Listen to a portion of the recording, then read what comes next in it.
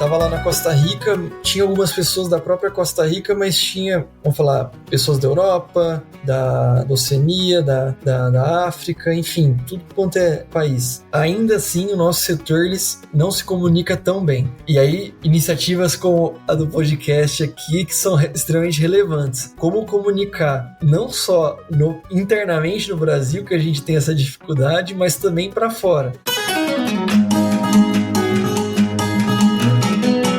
Alô, turma! Está começando mais um AgriTech Podcast, o espaço onde a tecnologia e a inovação transformam o agro dentro e fora da porteira.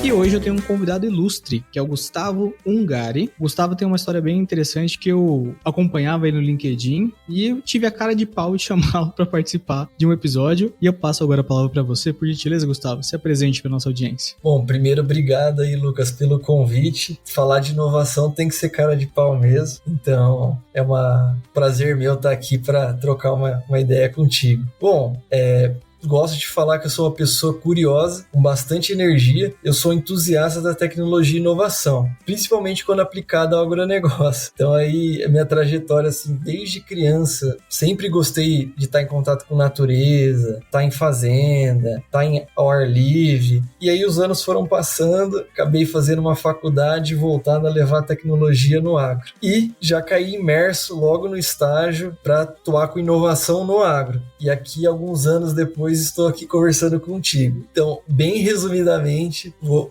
colocar assim, me apresentando. Cara, que legal. E qual foi a faculdade que você fez, Gustavo? Inicialmente, eu fui morar lá em Pirassununga, interior de São Paulo. Fui estudar lá na USP, no campus que chama FZEA. Eu estudei engenharia de biosistemas, que, para quem não conhece, basicamente é uma engenharia que vai focar em levar tecnologia pensando em sustentabilidade na cadeia do agronegócio como um todo. Produção animal, produção vegetal, biomassa, energias renováveis. Então tem matéria de programação, automação, enfim. É algo bem bacana, assim, que eu, depois de uns anos ali na faculdade, eu realmente gostei muito do curso. Cara, muito legal. E eu tenho uma crença, talvez limitante, que o pessoal ainda não entende muito bem o que é inovação. Então, se você pudesse nos ajudar desmistificando o conceito de inovação, se puder até pular mais uma etapa aí, falar inovação aberta, inovação fechada, você consegue me ajudar com isso aí, Gustavo? Claro, vamos lá, vamos tentar colaborar aí com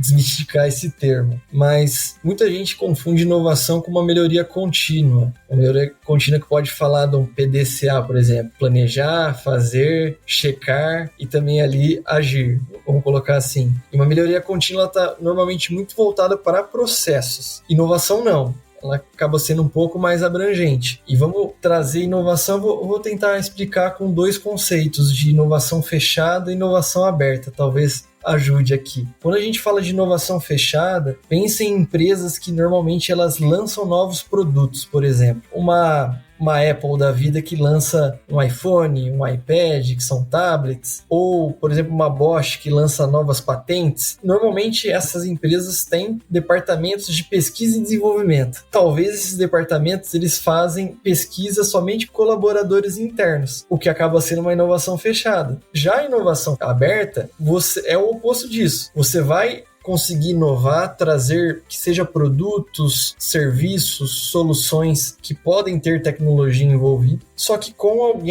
algum agente, que pode ser uma empresa, uma startup, um pesquisador, que ele é externo à sua empresa. Então, basicamente, você se abre para conseguir inovar e normalmente você consegue acelerar esse processo. Então, quando você fala de inovação aberta, normalmente o pessoal sempre vai lembrar de trabalhar com startups. Então, esses são dois conceitos, mas no final inovar vai passar por mudança de processo, de mentalidade, criação de novos produtos, enfim, coisas que vão mudar aí a rotina de muita gente. E como que é o dia a dia de quem trabalha com inovação? Porque, vou colocar até o termo de inovação aberta. Você tem que ficar olhando para o mercado, tem que ter boas conexões, tem que entender o que a empresa faz para já poder posicioná-la no mercado e absorver o que o mercado tem de bom para poder inovar. Me conta um pouquinho do seu dia a dia. Excelente. O Lucas já trouxe aqui que o meu foco foco total em inovação aberta. Mas mesmo se o ambiente ou a empresa que eu estou trabalhando tivesse tanto departamento de inovação aberta e inovação fechada, eles vão trabalhar em conjunto. Porque inovação aberta, justamente, eu vou estar olhando para fora, mas eu tenho que olhar para dentro para ver o que está sendo desenvolvido, para não ter iniciativas que sejam concorrentes, mas sim complementares. Então, graças a Deus, eu sou uma pessoa curiosa. Então, para você trabalhar com inovação aberta, acho que você tem que ser curioso. Por quê? Você tem que estar antenado no que está acontecendo, seja no seu próprio setor, no meu caso que atuo no agro, mas bem focado em cana-de-açúcar. Mas não quer dizer que eu só vou ficar olhando o que está acontecendo na cana. Eu tenho que olhar o que está acontecendo em grãos, algodão, café, entre outras culturas, mas também outros setores. Por exemplo, mineração. Tem muita coisa que começa na mineração, a gente consegue trazer aqui, no meu caso, setor sucroenergético. Tem que consumir conteúdo, seja de podcast aqui, para ver que outros convidados, o que eles fazem, que informação que ele está trazendo aqui que a gente consegue aproveitar ali na nossa empresa. Tem que consumir portais de notícia, estudos de tendências, entre outras coisas. Enfim, eu sou muito suspeito para falar porque eu gosto de fazer isso ao longo da jornada de trabalho, mas também no meu tempo livre. Que legal. E dá para você ver que a gente pode buscar um pouquinho no seu currículo aqui e ver que você tem várias atuações que demonstram mesmo a sua curiosidade. Eu vi que você foi destaque nacional no CNA Jovem na 5ª edição. Me conta um pouquinho o que é o CNA Jovem, né, de um modo geral, e como você se tornou um destaque nacional. O CNA Jovem, o nome já diz, é uma iniciativa do sistema CNA-Senar. Para quem não conhece, CNA, Confederação da Agricultura e Pecuária do Brasil. Eles criaram um programa há cerca de 10, 11 anos atrás, que chama CNA Jovem, que é voltado para conseguir identificar, desenvolver e integrar novas lideranças que atuam no agro aqui no Brasil. E é um programa que ocorre abrangência nacional. E no meu caso eu participei da 5ª edição, que ocorreu ali, começou no final de 2022, mas pegou todo 2023, que você começa desde uma trilha para conseguir entender o que é o sistema CNA-Senar por completo, e como que ele agrega para os produtores no Brasil todo. Depois você vai passando por colocar como etapas ou workshops, desde autoconhecimento, entender o que você gosta, que realidade que você está inserido, qual que é o seu propósito. E aí, uma vez que você definir isso, aí é claro que eles vão colocar vocês para começar a agir. No caso, eu e os outros jovens, para começar a agir. Então, você começa a interagir com produtores para identificar um desafio, uma oportunidade e conseguir tirar uma iniciativa a partir disso para conseguir, de alguma maneira, gerar valor para esses produtores. E aí, essa trilha, no caso da 5ª edição, começou com uma etapa virtual, depois começaram etapas presenciais a nível estadual. Na época, eu sou do interior de São Paulo, na época estava representando também o estado de São Paulo. Depois teve encontros nacionais em Brasília, até que a trilha foi passando ao longo do tempo. Cada um foi fazendo sua iniciativa também, e em paralelo também tinham workshops de discussão, persuasão, análise de temas bem polêmicos também do setor, como por exemplo a questão de desmatamento legal e ilegal, também relacionado a exportações para a União Europeia, marco legal, entre outras coisas. Enfim, no final eles acabaram analisando todos os jovens que estavam na etapa nacional, cerca de 90 na etapa nacional, sendo que começaram cerca de 2.400, 2.500 no programa inteiro. E aí, eles avaliando alguns critérios de, vamos falar, competências, talvez, habilidades que demonstram liderança, também resultados das próprias iniciativas, eles acabaram elegendo 10 destaques nacionais e, felizmente, eu fui um deles. Então, foi uma jornada, assim, que realmente mudou, assim, minha vida e que deu certeza que eu quero continuar atuando no agro por muitos anos e eu acho que assim, para sempre, na verdade. Sensacional. E como que faz para poder entrar nesse projeto? Ele é anual? Qualquer um pode se inscrever? Como funciona? Não, bacana. Ele, assim, se seguir o padrão, ele tem ocorrido a cada 2 anos, então ele já iniciou a 6ª edição. Então, as inscrições começaram no final do ano passado e foram até janeiro, se eu não estou enganado. Ele já começou as etapas. Tem algumas premissas. As premissas são jovens até 30 anos que tenham se formado ou atuam no agro, tá? Então, de 22 a 30 anos que tem alguma formação técnica ou de graduação superior no agro e atuam no setor. Então, se seguir o padrão, vai acontecer a sexta edição, vai passar o ano seguinte, aí no final de 2026 deve abrir a sétima edição. E tem que ficar atento no site CNA Jovem. Eu vou ficar de fora, que eu faço 30 esse ano, acho que não entra na repescagem, mas se você está nos ouvindo e conhece alguém que tem até 30 anos, faz todo sentido aí recomendar esse pessoal. E fica aberto também quem quiser tirar dúvidas também. Sensacional, né? Igu, eu vi aqui que você foi embaixador da NGIN.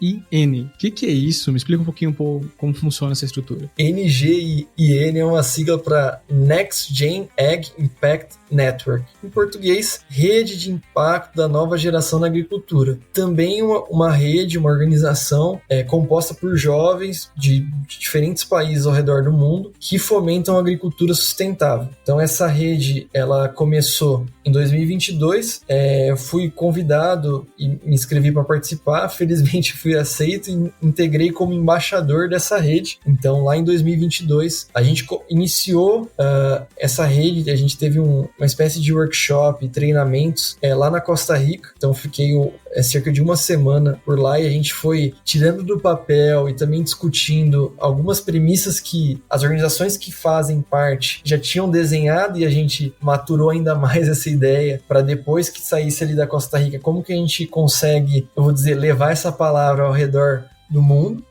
Então, assim, você acaba tendo contato com diferentes pessoas ao redor com diferentes realidades ao redor do mundo, e cada um você vê que tem uma atuação diferente. Tem pesquisadores, tem pessoas que atuam com inovação, tem produtores, tudo quanto é tipo. Então acaba sendo uma rede bem interessante, que aí eu acredito que não tenha talvez uma restrição de idade, então já fica a dica aí, Lucas, para a próxima edição, e ela tem ocorrido todo ano. Provavelmente em breve deve abrir inscrições, então tem que ficar atento. Cara, eu vejo que o Brasil é um celeiro, né? No agro a gente escuta muitas coisas, a gente vê muitas coisas, mas talvez quem tá fora do agro, ou quem não tem tanta profundidade com conexões com tecnologia e inovação, não tem tanta aderência com esse tipo de informação. E você que esteve fora do país, representando o nosso agro, como que é essa visão de quem é de fora, no caso ali da Costa Rica, né, sobre o agro brasileiro, e o que nós, aqui do agro brasileiro, podemos absorver dessas conexões para melhorar as nossas práticas aqui. Tava lá na Costa Rica, tinha algumas pessoas da própria Costa Rica, mas tinha, vamos falar, pessoas da Europa, da Oceania, da África, enfim, tudo quanto é país. Ainda assim, o nosso setor não se comunica tão bem. E aí, iniciativas como a do podcast aqui, que são extremamente relevantes. Como comunicar, não só internamente no Brasil, que a gente tem essa dificuldade, mas também para fora. Então,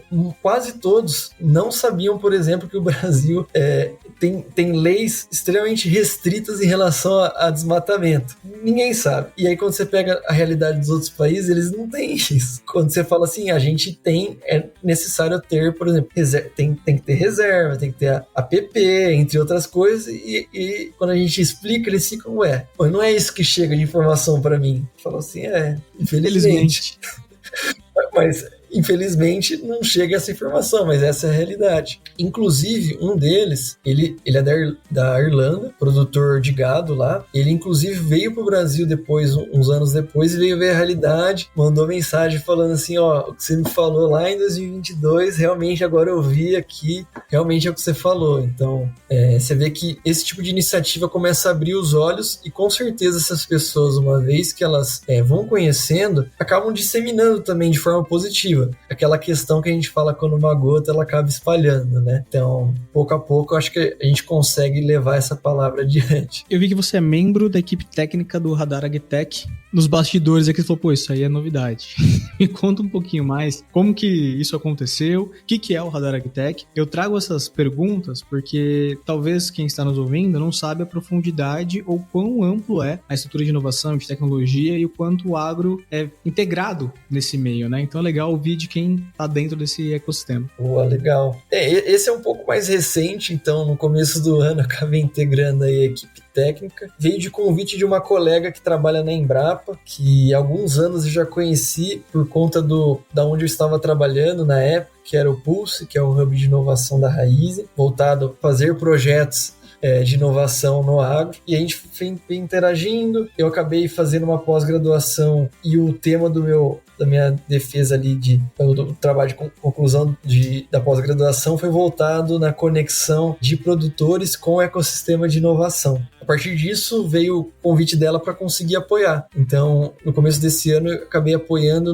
num capítulo específico de ambientes de inovação. São aqueles ambientes que fomentam as pessoas se conectarem para tirar ideias ou trazer soluções para dores de produtores ou empresas do agro. Mas para quem não conhece, Radar AgTech é o maior mapeamento voltado para principalmente startups que atuam no agro. Quem não conhece o termo startup, resumidamente, empresas normalmente recentes que têm um produto ou um serviço de base tecnológica e elas têm um modelo de negócio que é repetível e escalável. Ou seja, normalmente elas conseguem crescer muito rápido sem necessariamente aumentar a sua equipe. Então, por isso que é um termo aí que ficou famoso nos últimos anos. E esse mapeamento ele traz um panorama geral do Brasil, onde estão esses ambientes que fomentam esse tipo de conexão, quais são os tipos dessas startups, dessas agtechs que a gente chama, se elas atuam antes da fazenda, dentro da fazenda ou depois da fazenda,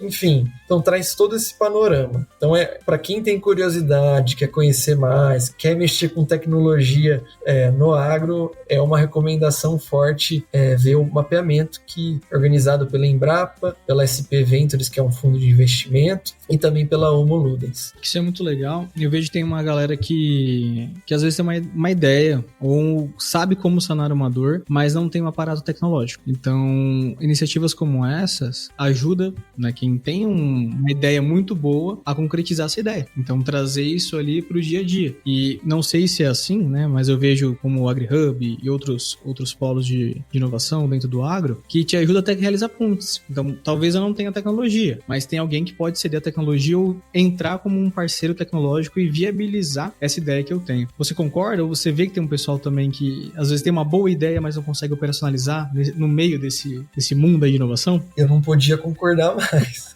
Então, assim, é o que você falou, esses ambientes são locais realmente para você conectar com pessoas. Eventualmente, você está tentando tirar uma ideia do papel sozinho e aí você descobre que você consegue se conectar com outras pessoas para ir junto, por exemplo, para tirar essa ideia do papel. Ou às vezes você já está com essa ideia um pouco mais estruturada, mas precisa colocá-la em prática, né? Ir para o campo, por exemplo. Talvez esses ambientes de inovação você consiga encontrar o seu campo de teste, seja um campo, a própria área de um produtor, ou seja uma área de alguma empresa, enfim. Então esses ambientes eles têm algumas iniciativas, eventos, ou até de forma digital, também das pessoas estarem presentes fisicamente ou digitalmente para gerar esse tipo de conexão. Então, o maior objetivo é gerar valor aí para o setor. E isso é interessante porque tem uma galera que às vezes vai com uma ideia muito enraizada, né? Eu já vi um pessoal que fala, não, eu quero fazer isso aqui, quero fazer acontecer, só que não tem um fator importante que é quem compre.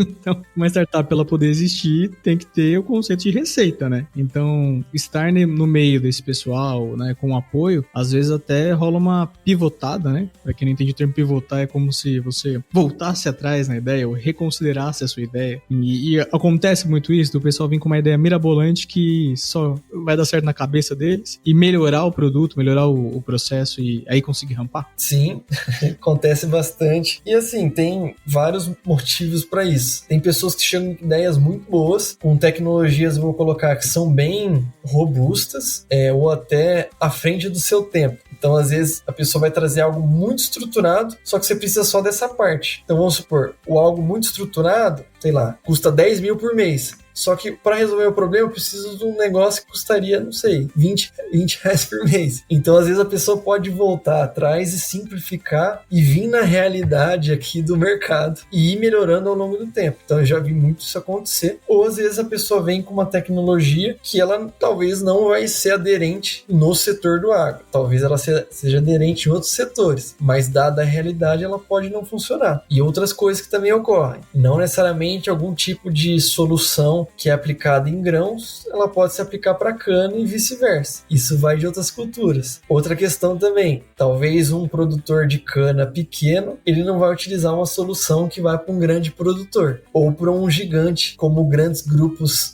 de usinas que têm grandes áreas. Então, esse realmente eu já tive que avaliar bastante. Vou até puxar esse gancho, você comentou do produtor de cana. Você assumiu recentemente um baita de um desafio que tem a ver com cana, tem a ver com inovação, e são coisas que, se a gente falar isso para certas pessoas, falam, como assim, inovação no setor de cana? Que isso? Explica pra gente como que é a sua atuação aí, Igor. Recentemente eu entrei num novo desafio, que é estruturar e desenvolver aí a área de inovação dentro da bioenergia de Caroeiro. Para quem não conhece a empresa, é uma usina localizada na usina de cana-de-açúcar, né? Localizada na cidade de Tupaciguara, que é próximo de Uberlândia, Triângulo Mineiro, que produz o açúcar VHP, o etanol anidro hidratado e também a energia elétrica a partir da cogeração de energia. E também tem uma parceria com a Agrion, que ela consegue utilizar um dos subprodutos da indústria, que é a torta de filtro ali, você consegue fazer um fertilizante mais robusto para colocar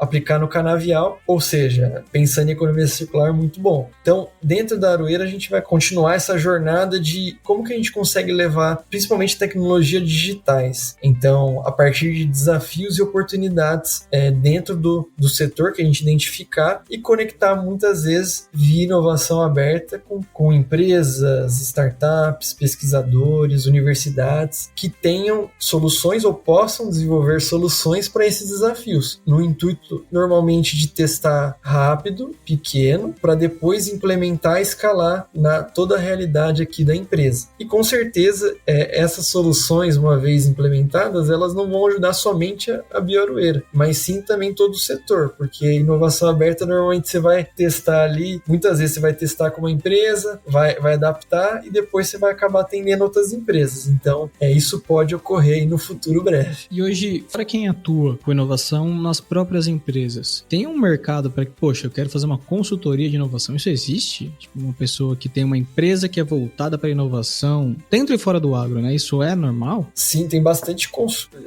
vou usar o mesmo termo, tem bastante consultoria de inovação. E aí, o que essas consultorias de inovação normalmente fazem? Elas vão sentar com as empresas. Hoje, no momento atual, eu vejo que quem faz isso são as grandes empresas, e talvez as médias estão entrando bastante nisso, corporações, que primeiro passo de uma consultoria de inovação, ela vai entender a realidade da empresa atual, que aí a partir disso, entendendo a estratégia também, onde que a empresa quer chegar nos próximos anos, ela consegue trazer o tema inovação. E aí o pessoal divide normalmente inovação no que a gente chama de horizonte 1, 2 e 3, sendo que horizonte 1 é muito voltado para eficiência, então melhorar seja os processos, as suas operações. O horizonte 2 é voltado a expandir um pouco mais o que você já faz hoje, e o horizonte 3 eu diria que ele é mais disruptivo, então ele está mais distante, então são coisas que eventualmente podem até matar o seu negócio da sua empresa e você tem que estar pensando nisso. Então essas consultorias elas vão delimitar seu esforço no que normalmente você tem que focar sua energia no momento atual. Então, olhando para o cenário agro, normalmente vai focar muito em eficiência no horizonte 1, mas você tem que continuar olhando também nos outros horizontes. Então, essas consultorias normalmente apoiam nisso e depois elas trazem uma questão de habilitar a empresa a conseguir se conectar com startup, com empresas de base tecnológica, com as universidades, porque às vezes você pode ter barreiras dentro da sua área de compras ou dentro do seu jurídico que não possibilita você atuar com empresas muito recentes, por exemplo. Então, essas consultorias também ajudam nisso e elas vão adiante. Elas ajudam também a priorizar seus desafios e oportunidades. Você pode levantar várias oportunidades, mas não dá para fazer tudo de uma vez só. Então, você prioriza isso e uma vez priorizado, o pessoal segue com alguns projetos normalmente. E para tocar esses projetos, normalmente essas consultorias também podem apoiar. E aí, com inovação aberta, normalmente o pessoal vai querer atuar, o que a gente fala de projetos ágeis. Então, um projeto que ele pode mudar várias vezes ao longo de, por exemplo, 3 meses. Mas é muito comum você,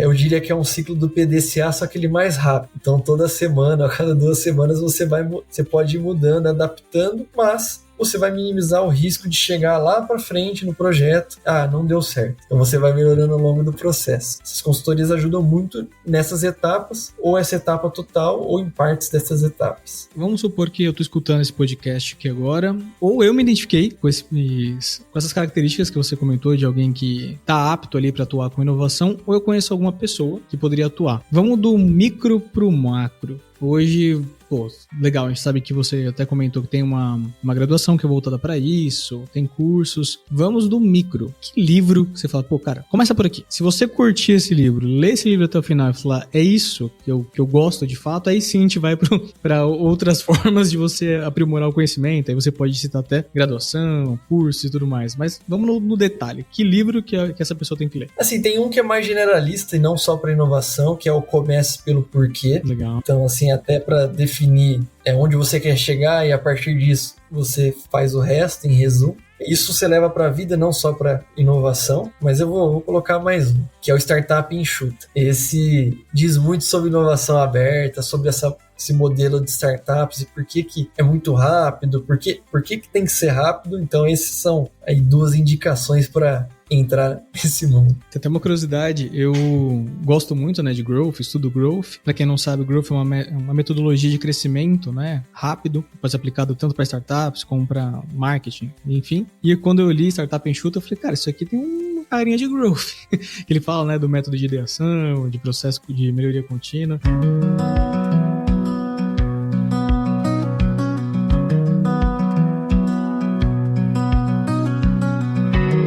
E agora, olhando para uma esfera que não tem nada a ver com inovação. O que o Gustavo curte fazer? O que o Gustavo tem como hobby? Porque assim, a gente vê que você trabalha e trabalha muito, né?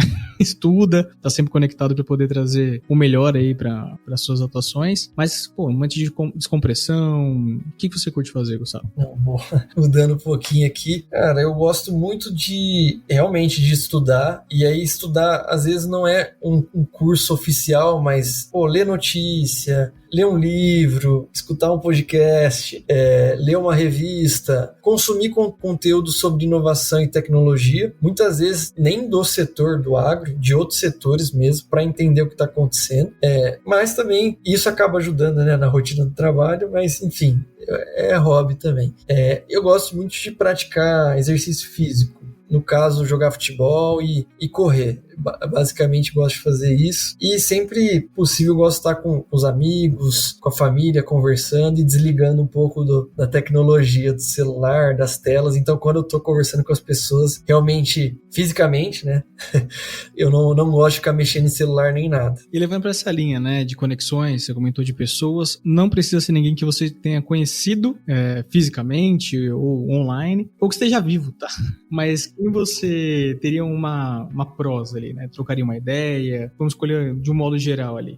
Eu vou falar assim, uma pessoa que eu já conheço, que para mim eu coloco como também referência em conexões, é um colega que chama Thiago Albertini, ele é CEO da Robatec, é uma empresa de base tecnológica, pode dizer que é uma startup, voltada para a parte de animais. Então, eles têm uma solução voltada para o ponto ótimo de venda de gado, por exemplo, e tem outras soluções que aí, quem tiver curioso, pode procurar lá a Robatec, que se procurar é Tech AGR para encontrar. Mas o Thiago, ele é uma pessoa que desde o início, quando eu trabalhava na Raizen ali no Pulse Hub, sempre foi muito aberto a conversar, sentar, explicar um pouco o panorama, aberta às minhas indicações também, seja conectar com outras pessoas. E essa relação a gente foi criando essa conexão ao longo dos anos e independente da onde, por exemplo, eu estou trabalhando ou onde ele está atuando, a gente continua trocando indicações. E é uma pessoa, assim, que eu vejo que é muito técnica, mas também consegue ter esse lado de conectar e apoiar as pessoas e sempre é muito aberto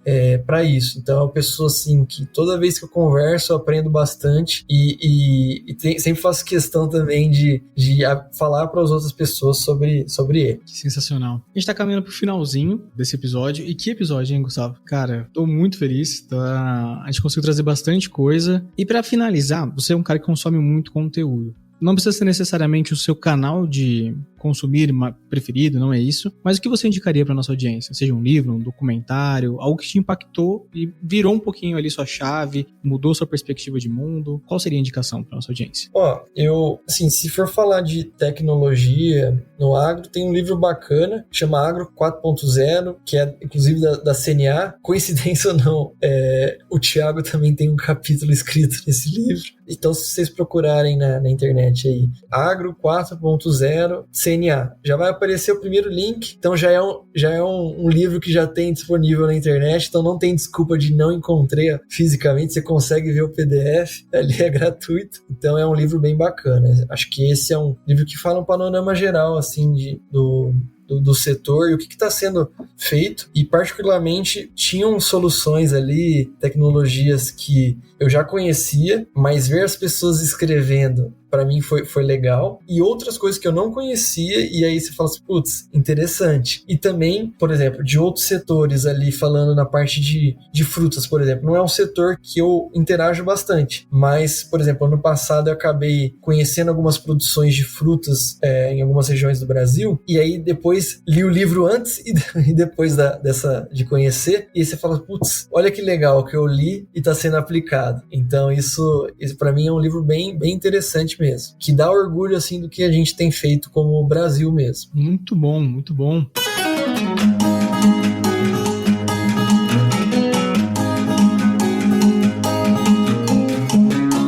Quero te agradecer, Gustavo, pelo seu tempo, né, por compartilhar conteúdo de qualidade, de muito valor aqui. E se eu quero te encontrar, eu quero bater um papo com o Gustavo, como que eu faço para chegar até você, Gustavo? Sou uma pessoa muito acessível, sendo bem sincero, então... Só prova disso, né? Então assim, procurando pelas redes sociais, então é Gustavo Ungari ou Gustavo Vanucci Ungari, o sobrenome é um pouco difícil de falar, tal, mas via LinkedIn, conectando com o Lucas pode indicar meu contato, então super à disposição para quem tiver curiosidade, conhecer alguma coisa, quiser trocar uma ideia sobre tecnologia ou também sobre ideias, eu sempre sou super aberto a conversar, porque eu gosto de escutar o que as pessoas têm para falar e conhecer as pessoas. Sensacional. E você, que ficou aqui até o finalzinho desse episódio e conhece aquela pessoa que precisa ser impactado com esse tipo de conteúdo, compartilhe. E peço que siga também o podcast para a gente continuar trazendo ótimas pessoas como o Gustavo aqui para poder falar e aprender um pouquinho mais sobre inovação e tecnologia no agro. Então ficamos por aqui, um grande abraço e até o próximo episódio.